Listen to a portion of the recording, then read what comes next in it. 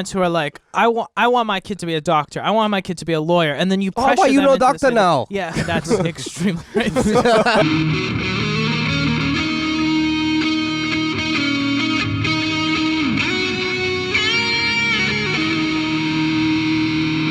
Raspberry Pi.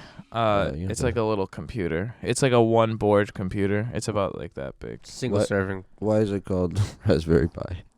Because I don't know. Oh, okay. They always there's just no, named like, it. Okay. No, I'm sure there's an origin story, but it's just called the Raspberry Pi. Okay, fair enough. Because I just thought about pies, and that would be great for breakfast. And Raspberry Pi for breakfast? Absolutely. I don't think I've ever had a Raspberry Pi. Me neither, but I would do it. That You would do a definitely Raspberry do Pi. it. Fair enough. Challenge accepted. Raspberry Pi. Well, if you're listening, Good send us morning. some Raspberry Pis. Send us a whole Raspberry Pi. They do that now. You know what was big for a while when eBay was at its peak was next day shipping of cookies. What? Like fresh cookies. Yeah. That was big on eBay. Like they would sell you fresh cookies and they'd like ship them same day to you. Like if you ordered by Yeah. like kind of like Amazon, Yeah, but yeah. before Amazon was like really big, they would next day deliver you cookies. That's very interesting. Mm-hmm. Maybe doing like even like the shaving company, the Dollar Shave Club. Oh yeah, but And, for cookies, Yeah, and just like every month you pay a subscription, you just keep getting more cookies. just randomly throughout the month. Yeah. Hey, listen, dude. We don't need to know what you do with your cookies in your private time. Yeah. Just random. Shave your cookies in your own time. Jeez.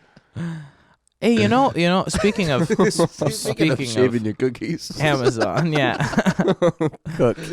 Amazon's now doing 1-day delivery Really? for Prime members. So no more 2-day delivery? Now they're getting fast. They're working their way slowly towards same-day delivery. Yeah. Listen, I'd pay for Prime. Comes with free shave too with a pre-order. Hey, soon. I'll tell you, when they get the same day delivery, It's pretty baller. I don't know what's gonna happen. That's gonna be baller. Because there's no reason to leave the house No. anymore. Did you ever see like the videos that they make when they prototype like all like the drones and like the little robots and everything, so that they don't even have to have employees. Yeah. And they just like, oh, let's just take over the city and just Yeah. Yeah. Let this failed social experiment just be fine. Just drones everywhere. You gotta give it to Bezos though. He knows what's up. He's doing he's just following the game plan. It's all it is Oh, yeah, lower expenses. That's all he's doing. And it's like it's a reasonable request, you know. Do you need to pay somebody to physically move a box from one shelf to another? As of right now, yes. Bezos said bet. Watch this. Watch this. I moved the whole shelf. You cost how much over the lifespan of your working career? Millions of dollars? You asked for how many raises? Yeah. You have to take how many hours off? You lose what percentage of your workday to like just human requirements? Yeah. Robots don't need that. And they cost a 10,000th of what you cost in the long run. Yeah. That's so messed up. Listen, it is what it is. It's very true. You see, we're going to end this conversation. Well, at least I'm going to end this conversation for my side after this statement. Listen, this is the way that it's supposed to work. The robots replace the basic jobs. I'm sorry for the people who have to lose their jobs because the robots come and fix your job. The point is that we're supposed to, as a society, get better at the things that we do and spend more time on more important things. At the end of the day, it's not important to society if you move that box from one shelf to another. The robot can do it by itself. And you know what? We were just talking too. We were talking about the rise of civilization and society, like right behind the scenes. I don't know how much Patreon caught of it, but that's basically what we're talking about. And you can see like, even like in a place like say Newport, Rhode Island, you can see that as society progresses and goes forward. I mean, I'm thinking about it like 18 and early 1900s. Mm-hmm. As all the money comes in and all society builds up, it's like, oh, now it frees people open to be artists or to be poets or musicians or you know, like the finer things of society. It's like, oh, well, you really didn't need the labor or you didn't need this because those things were cut out. So we're supposed to adapt as a people just on a larger scale. It's like, okay, well, now that that's out of the way, like I guess I have to take my life in a new direction. It's like, let me go write a book. There's this guy called CGP Grey that I talk about a lot on here. He made a video, I think it's been like 3 years now already, called Humans Need Not Apply. It's a video about the idea that robots will eventually take over all the menial jobs for humans and what they do. And he uses the examples of horses and cars. And he's like, nobody felt bad for the horses, but the horses lost their job. You know, it's like horses were the main transportation system, and it's like we don't feel bad for the horses because they're animals. And now they're just for show. It's like, okay, let me go jump some ponies over around a ring. It's Exactly. like, oh, okay, now it's the luxury side. And it's like cars took over and cars became more understandable. And now if you were to go to somebody and say, should we get rid of all cars and switch over to horses again? Most people would agree that that's not the smartest idea, you know, because that's completely inefficient. Like it would take amount way of fecal more matter. Yeah, Like- exactly. A society could not you just couldn't support that many horses, Yeah. you know, just logistically speaking. And it's the same thing with robots. Eventually we'll get to the point where humanity cannot logistically support that many labor workers. I really agree, and I think as a people we just have to shift mindset. But I mean, it's uncomfortable because it's untraditional. It's like, okay, so what do you mean we don't have entry level like bagger jobs or anything? It's like, okay, you just condition yourself to do something else. What does the market look like? What does the industry look like? What does society look like as a whole? If you unobjectively look at it, and it's like, okay, there's a need, even if it's the base need. What's the base need now? Where did that benchmark get moved to, so that I know where to shoot if I don't have any other skills? Yeah, fair enough. The entry level position moves, like that comes up. So like something's gonna become an entry level position. Yeah. I wonder what that would be. But it just becomes a new entry level. Robot you know? management, probably. Well, in the age of information, we should be the smartest generation ever. We should be. I mean, we are light years ahead of, like, say, like the peasantry and serfs that went and tilled the land of the king as he went and sat in his opulent palace. You know, Yeah. like I'm not trying to rant on this or absolutely. anything, but No, this is a good conversation because it's sad, and it's like as commenters we have to understand the fact that none of us work entry level jobs. So for us to speak unobjectively of this is not possible. not to say that we never have. No, I understand, yeah. but still, it's like we're not in that position. We don't have our hands in the masa, so to Yeah. speak. So I understand how this would be tough when it's like, okay, somebody is getting their livelihood from moving boxes from one shelf to another, and a machine is coming in and is going to do that job for you. So now you're obsolete. I understand how that could be tough. Well, look at New Bedford in the fishing industry. The entire fishing industry cooked it. I mean, like, a good job was being a skilled laborer, being able to cut fish efficiently. Like, you go to any fish house and just go and cut fish, and then they're like, bet I got a machine for this now. Yep. But between the advent of I mean, not trying to like racially charge anything, but you have somebody who's like an illegal immigrant who comes and I can do the same labor that this person does for $6 an hour, $5 an hour, and I got a machine to do the rest. Why do I need that laborer at $14, $15, $16, $17 an hour? Absolutely. And you mentioned the information technology, like the information generation, like, is what this is. But it's like the more information that we do have, the less that we look into it. You know, so it's like it's interesting to see like how we have so much information and all these kids that are growing up and they have all this access to things that we never had before. But like you really pick and choose what you want to watch and what you want to listen to and what you want to learn. So it's like the more information we have available, it's almost like it's watered down, almost like music. When there's a ton of music out there, you don't know where the good music is because there's so many options. So it's very interesting to see where this is going to go. But you do kind of have to trust the system that when this, because it's going to inevitably happen. I think that robots will eventually have a lot of the entry-level jobs. We have to trust the system that when that happens, the level of education is going to go up too, so that you learn how to take the next entry-level position. It's going to be very hard in the transition phase. And to build off of what you were saying before with the idea that we're inundated with selection, that has negatively affected society as a whole. You know, and that's a sad thing to see. You know, it's like if we as society had taken all of the spare time that we lost from selection, because how many times do you sit in front of your television and just click through the channels, like all 300 channels, and you just like go from the beginning all the way to the end, and then you just go back and cycle through. You're not actually doing anything, you're just wasting time. Or how many times you scroll through Spotify to search for music or whatever, and it's like all of that wasted time, if we had utilized that for the progression of society, we wouldn't be having this issue as of right now. Yeah. Like we would be ready for the robots to take over the basic jobs. And Yeah. Jeff Bezos would not be the bad guy, quote unquote, by replacing all of his factory workers with robots. Yeah, and it's not gonna be like overnight either. Like I No. think a lot of people are afraid it's gonna happen overnight, where it's like one morning everyone's not gonna have a job. No, it's gonna slowly filter like a out. post-apocalyptic. Yeah. I think that's what everyone's afraid of. But you saw what you talked about wasting time. It was funny. Yesterday we ended up hitting a store and we found an old radio phone. Oh yeah. And, What? dial phone, the one with the circle. Oh, a radio. rotary. Rotary phone. There we Rotary go. Yeah. Radio. Radial phone. That's tires. Oh, Fair there you enough. go. Bang. But what is it? Rotary phone? Rotary phone. Oh, it's a car too. Yeah, that's true. But so Rip the MX, we- the I- RX-7. it was it was funny. So I was like, Benji, we're gonna time how long it takes for you to dial the phone number. So we timed it, and he did like our company phone number on the thing, and we got it on the vlog. Hopefully, it ends up being on the vlog. But it was like 20 seconds it took you to dial a phone number. Yeah. So like, and compared to now, you don't even have to dial a phone number anymore. But like the amount of time that was like, if you think about how much time was spent dialing phone numbers at one period of time, and then like that gets cut down. And now the new problem is how much time we spend in other areas of life, and like it's always someone's job to cut that down. Hey Siri, You know? call Benji. Right? Exactly. Basically. It's not like I have to remember my phone number and. Yeah.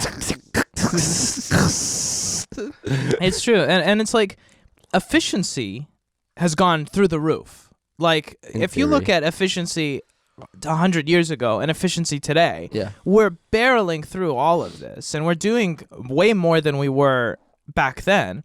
The problem is that we could be doing more. Mm-hmm. And it's like I understand that there's a need for like relaxation and like chilling out, but our like productivity percentage Mm-hmm. is horrible right now.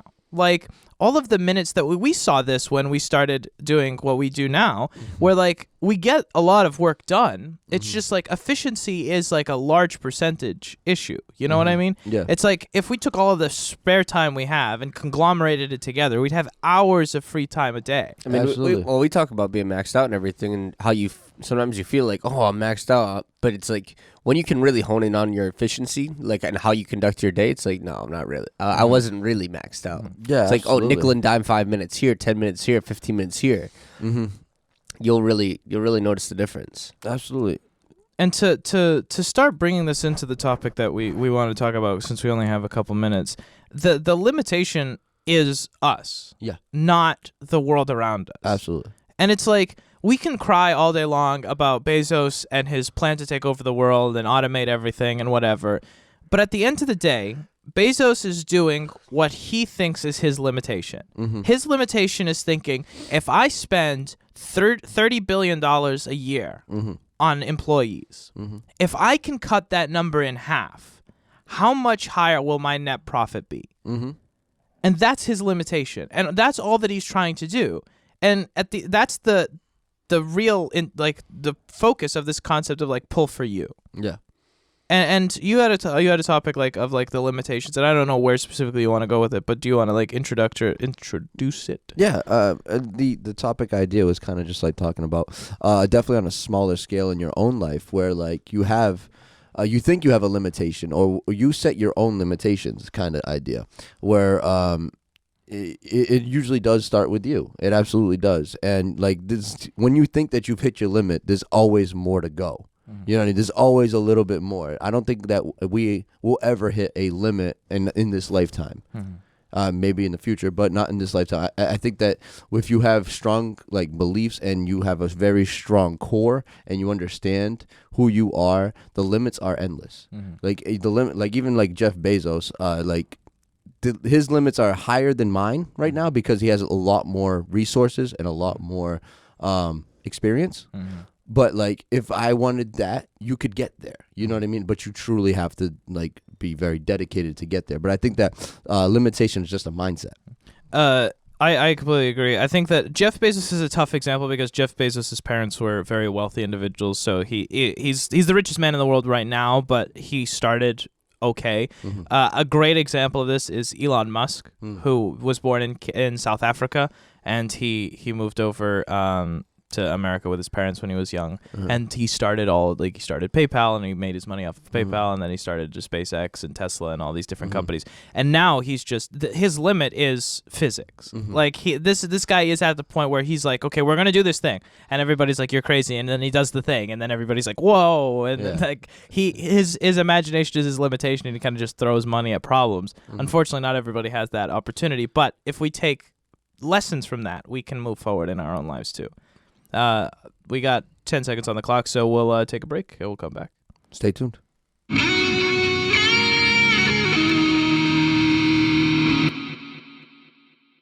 We would like to thank Anchor for sponsoring and hosting the Life podcast. So who are Anchor and what do they do? Anchor is the all-in-one platform that gives you everything you need to make and publish your podcast. And best of all, it's all free.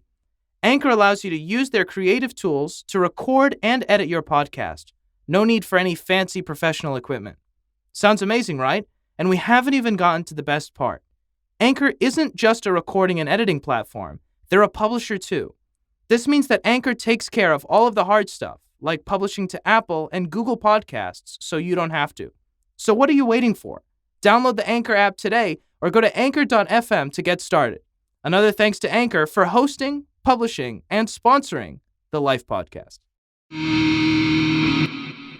So the example that always comes to mind is this idea, like, okay, like you live in a subpar neighborhood. Okay, let's just say like a ghetto. I don't know if that's a okay term, but it is what it is. We're using it now. It is. Like you live in a ghetto, and it's like you want to be a successful person, and that environment isn't conducive of making successful people. At least not in a normal sense. And it's like, I wanna become a successful person, but I live in a ghetto, so my limitation is the ghetto. And it's like, no, the limitation is not the environment that you're in. The limitation is the amount of effort that you're willing to put in to try to get out of that environment. Absolutely. You said it perfectly too. You were like, you said the circumstances are not the limitations. It's you. You can't let, because we all grow up into certain environments, or we all put ourselves in certain environments that will at first will be fine, but eventually will become a ceiling in your life where you can't you won't recognize what it is, and you just get to a point where like, I want to get better, I want to grow out of this, but like for some reason I can't get out of it, and I don't know what it is. It's usually like something. It's either people in your life, or it's just like the environment that you're in isn't working with you. There's a better word for that, but whatever. Isn't working with you to get you out of that situation. So you have to put your mind to it and really set a mindset of success. Because where your mindset is set is where your limitation is set. So I don't believe really that there is a limitation other than like when you get into physics and stuff like that. But I'm talking about like for your personal growth. You can only grow as far as your mind is set to.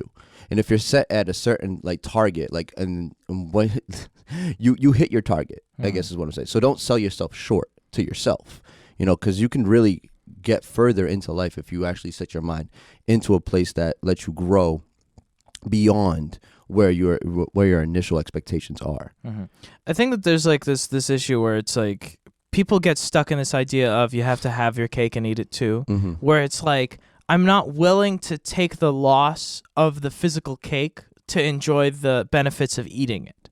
Where it's like, okay, I have my lifestyle that I like to live, that I'm okay living. Again, this is going back to the comfortable versus happy thing, where it's like, I'm comfortable living the life that I live right now, but I get to complain about never reaching my goals, but you're not actually doing anything to reach those goals. Absolutely. Or even something like that too. You can take that in like a sports context. I mean, a lot of times we tend to make super celebrities out of like one sports player. But say you have this sports player. I know this is our area of This is going very well, but it really works like as a team thing, or even like a band thing. Well, let's keep on sports.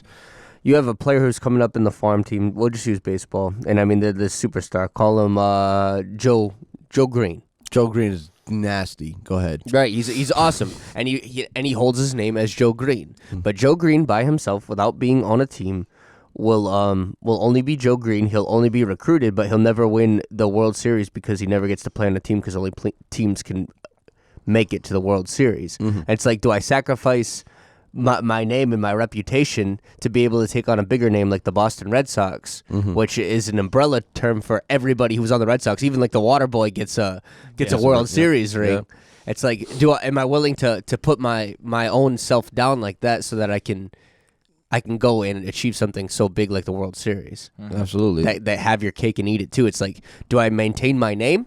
Yeah, my name is still my name, and it is what it is. But I have to submit my name to the Boston Red Sox to go and be able to achieve the World Series, rather than to ascend the height of just where my name could bring me, which was like, a good name in like spring training and in the draft and everything. And it's like, okay, well, what's the point of that? It's to be on a team. Absolutely. I think that's huge.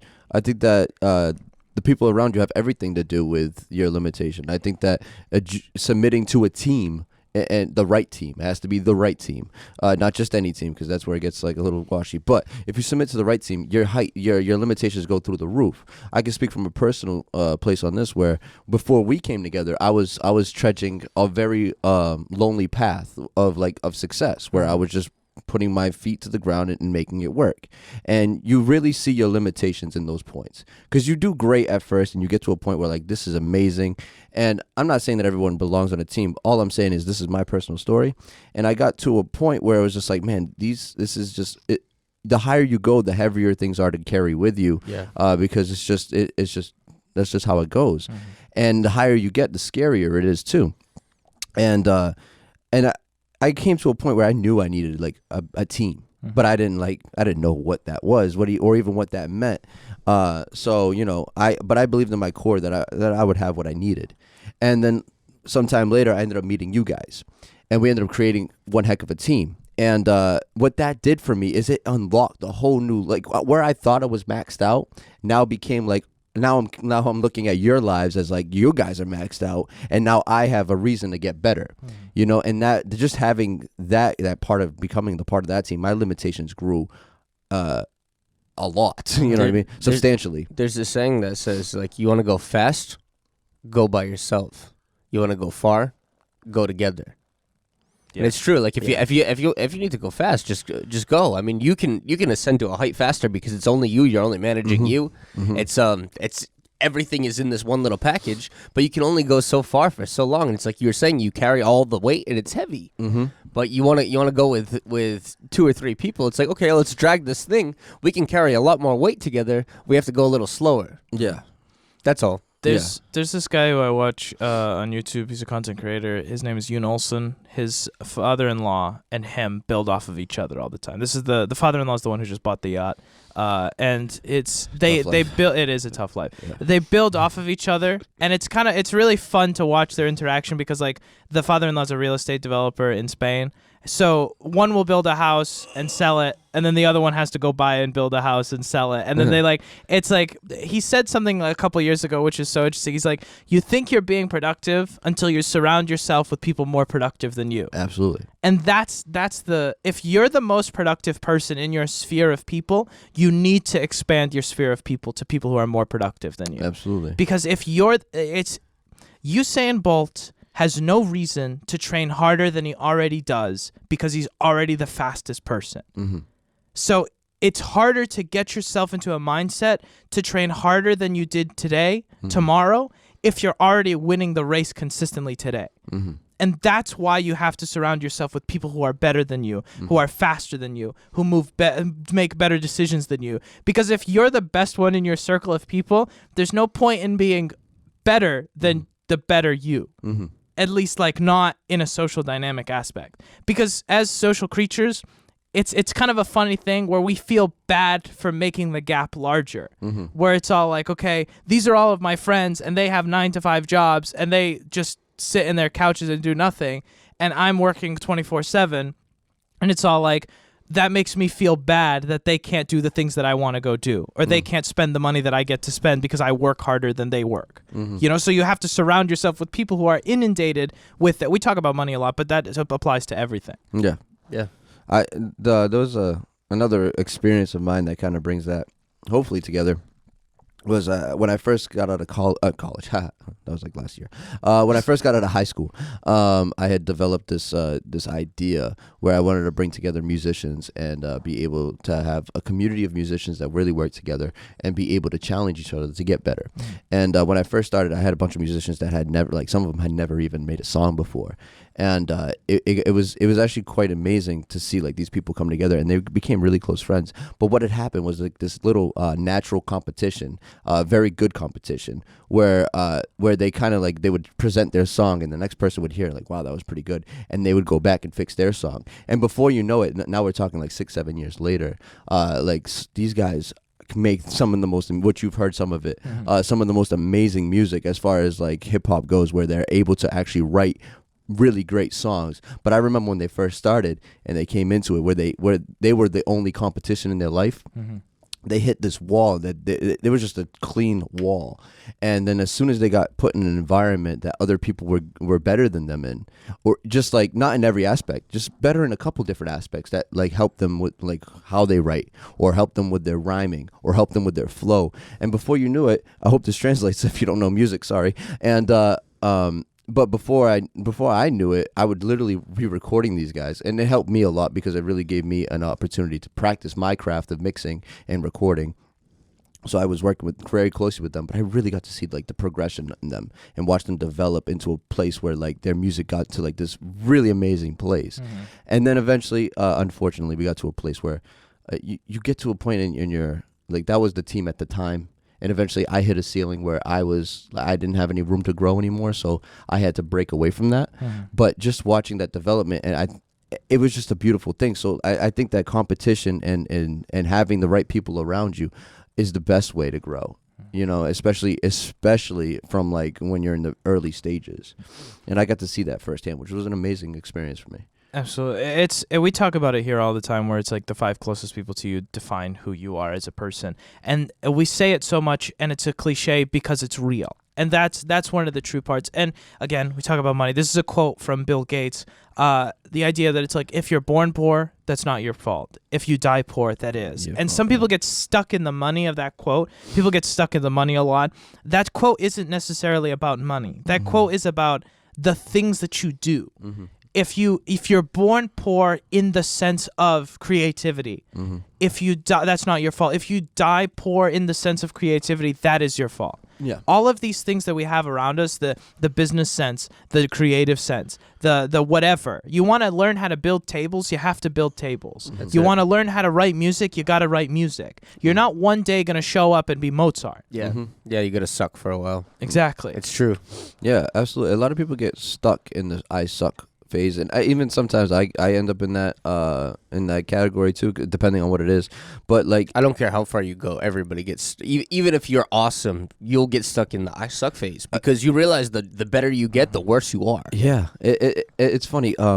We talked about sports earlier, baseball specifically. I'm actually going to mention a real player, Mookie Betts. Last year won like an incredible amount of awards. I remember seeing his first game. Do you? I do. That's actually awesome. Yeah. I wish I could have seen him in the farm system. But anyways, last year he won like, I don't know how many it was, but like it was over 10 awards last year. He had an amazing year. And then he ended the year and he was like, I don't think I'm that good. He like still doesn't believe it in himself that like he is that good. And it's like the awards, like literally you're nationally praised as the MVP of the year, and he's still like, I don't think I'm that good. Like he doesn't understand like the level, and that still blows my mind how somebody can be at that level. But it's the same thing. It doesn't matter what the scale is.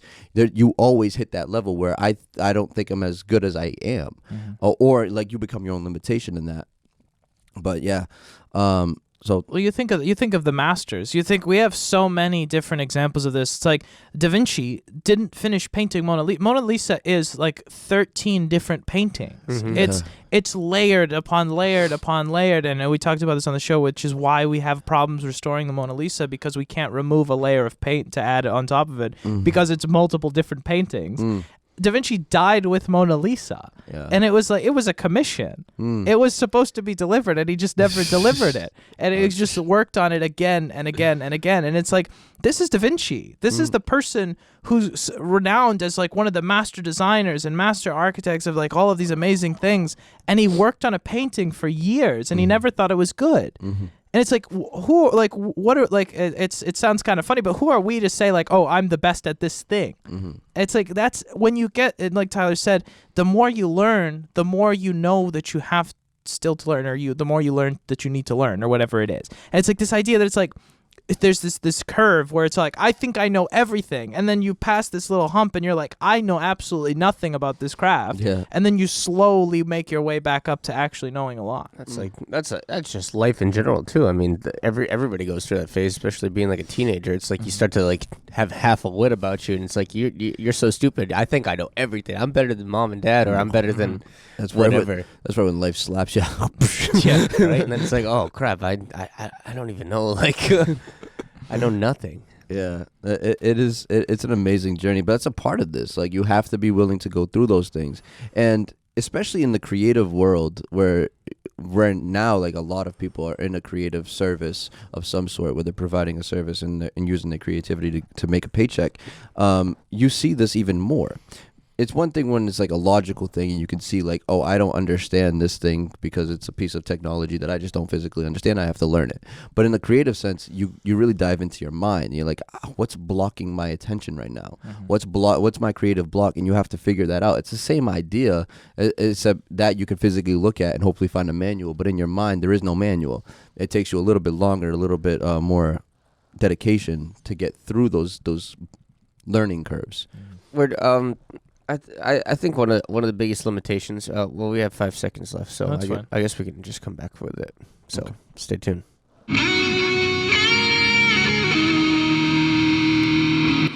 Oh, okay. So rolling back in. I completely forgot what I was. What I ended the block for. Do the jingle? Practical life application.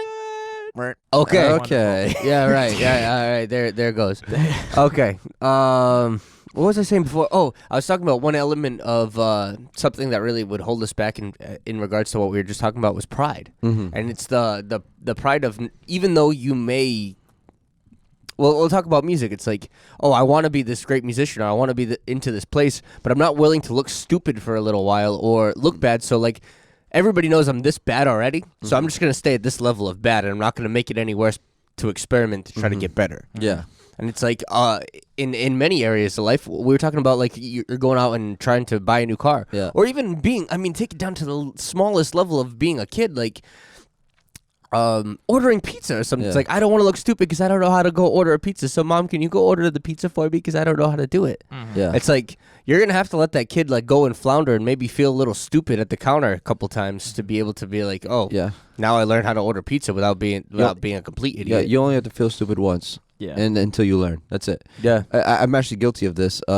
Not for pizza ordering, but I used to hate calling restaurants because I would like freeze up. Yeah, I'm not shy, and I would just like be like, oh crap, like I don't know how to do this, and I'd get weird. I went out on a date with the lady, and she wanted to go rollerblading in a roller rink.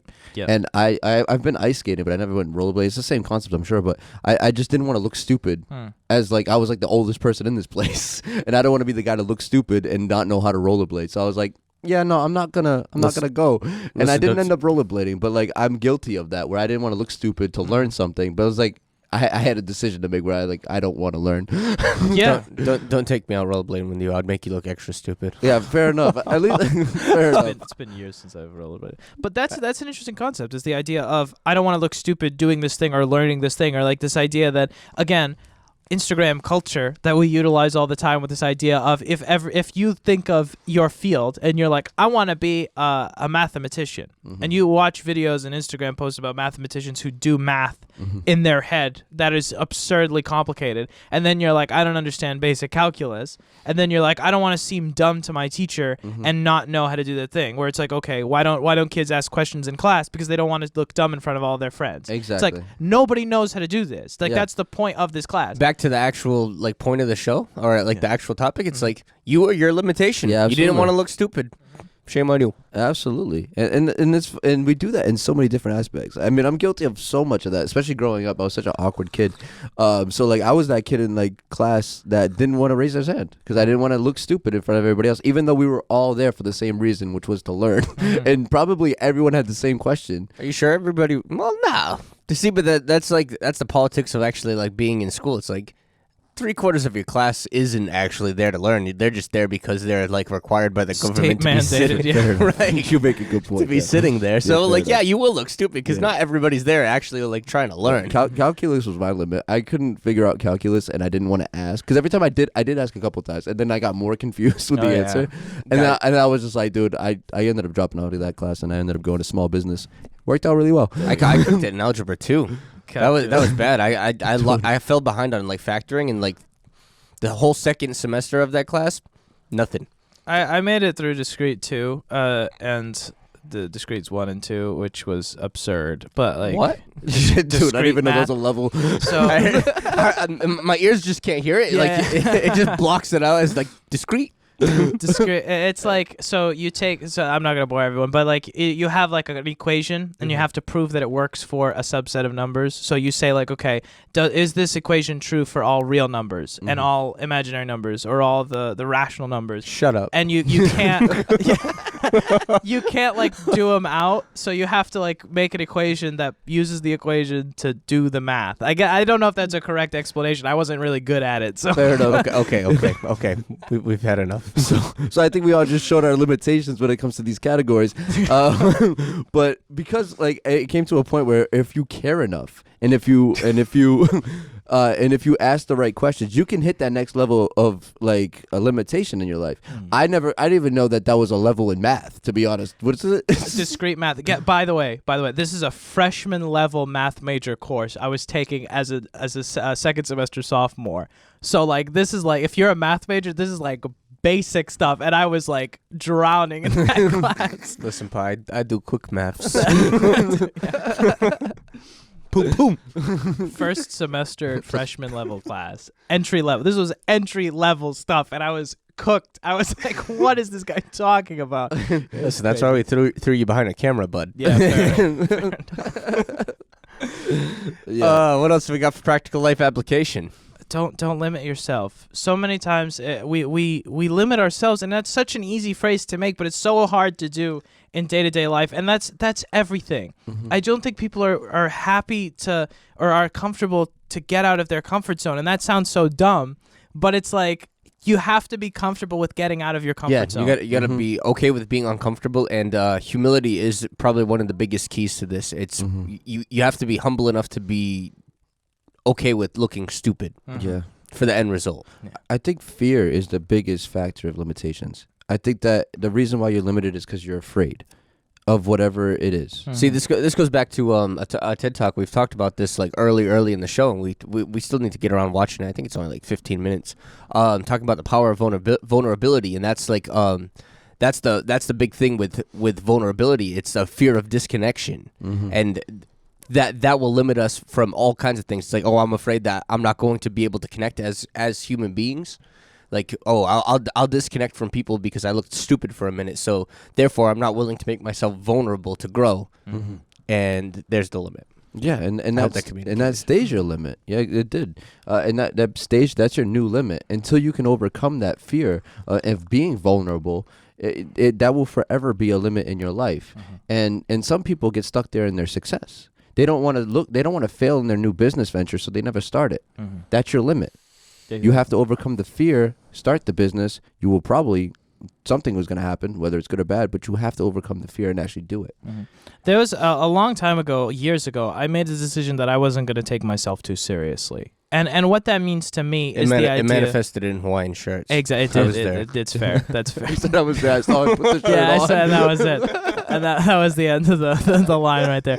But it's like the idea of, I think people take themselves too seriously. And I don't mean this in a negative sense. It's like, oh, I'm like this joker and I do all this dumb stuff. But it's like, if you don't give yourself this level of like there's a level of fake respect that you give to yourself that Yeah. you say, I'm too good to do this thing. Yeah. And if you stop that level, like that whole level, you take that whole thing away. Well, that's pride. It's pride, and it's also like I guess that would be the stem is pride. And it's like, if you just take that away and you just do the things that you want to do within reason, your life becomes so much better. Listen, when you're humble like that, and you don't have that fake respect that you're talking about, that pride, which is really fake respect for you, like something that you feel entitled. I mean, self-respect and self-worth is something. That's different. Yeah. But there is this level of pride where it's like you can see somebody who's super happy just like going and being a beachcomber, and they're like, no, I'm not too good for this. I'm okay because this is just what I wanted to do and I did it. And they don't care what people look at and be like, oh, you're just like this dirty beachcomber bum. It's like, yeah, but I'm happy, but I'm cool. Yeah. Like that was cool. And it's the same thing. It's like you wanted to go and be. Actually, we'll take it back to that show that I keep telling you about, Shtizzle. Oh yeah, this guy is an artist. He wants to be an artist so bad, but he's so insecure about like what he does, and he gets paid to be an artist. Like this dude, people look at him and be like, "Yo, you're good," and he's like, Sounds relatable. I don't know, guy. I can't do this." Yeah. And he goes and sorry, I kind of derailed myself. He's an artist, gets paid to do stuff, but he's not. But he wasn't like in the beginning of the show. He wasn't humble enough just to be the fact of like, I can look stupid. Like, here, let me show you these drawings. Like, he'd show people drawings and be like, oh, what do you think of these? Oh yeah, my cousin or my nephew drew these or something. And like, because he didn't want to be rejected. Yeah. And that's another part of that vulnerability thing with Brene Brown is fear of rejection. Yeah. And we'll definitely have to explore that in a private time so we can bring it to the show. and it's like you think of you see these guys who like Bill Gates and Elon Musk and Jeff Bezos and all these big boys. Warren Buffett is a great example of this. Actually, Warren Buffett didn't start making all the right moves. Warren Buffett didn't start getting every single question right. It's like these are things that develop over time. And it's like we see it's because we're inundated with models and people who are successful and people who are making so much money because those are the only people who post on these platforms. Yeah. And it's like all of these people have made mistakes, but they just didn't post the mistakes. Some practical life application that I was just thinking of as you were talking. It's like a lot of people don't go up to bat and take the test because they're afraid to cook it and fail. Yes. It's like if you're not willing to take the test, you're not going to get the reward. That's what it is. It's like, oh well, I could really fail, or you could really fly. What are you going to do? If you cook it, you cook it. So what? Elon Musk, he's bailed out of so many different things. He's screwed up a lot of stuff, but it's like, nobody's going to remember that. Or maybe everybody will, but at the same time, it's like, but look really what he did. Look what he accomplished. If he didn't do that, he wouldn't have been here. Yeah. There is one thing that I don't even know if this is even completely related, but like we go back to like how we were like in basic school and through the grade school, how they have the testing ways where like, you know, you pass or you fail. I never really agreed with it because I don't think that you should judge based off of a pass or fail because I think there's a lot of gray in life. So I think that the idea that we raise our children in, that like it's either a pass or fail, it makes them afraid of real life when they go into a business and it's like pass or fail. That's not exactly what it is. It isn't a pass or fail thing. It's you learned, now you keep going. You know, throughout college, we never actually took a real test. Everything we did was assignments, and we got graded based off of multiple factors of how much effort we put in different areas. So it never really was.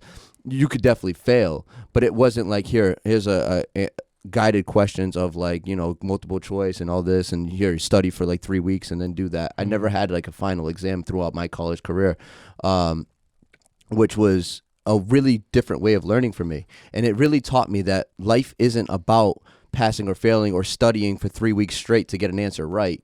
Life is about learning as you go, and you'll be fine. So, and that's the thing is like, you have to take that into like your businesses. You have to take that into your personal life. You have to take that into everything, where you can't go in with a pass or fail mentality. You have to go in with, I'm going to go in and I'm going to learn. Well, yeah, right. Well, and it comes with a definition of success too. It's like, if you didn't get the 100 on the discretion math test or whatever, it's like, I don't need any of this discrete math. Like I can do math discretely in my own corner here. 2 + 2 equals. Pom pom. Yeah, something like that, right? No, but you know what I'm saying. It's Yeah. like, okay, well, I didn't need to ascend to that height, so why do I need to go in that direction? Just because I failed that test doesn't mean that I'm a failure. It's like, no, because I'm a success in this avenue, or this is all I needed to be able to achieve the goal in which I was looking to achieve. Absolutely. Why would you base your life on like being able to pass discrete math?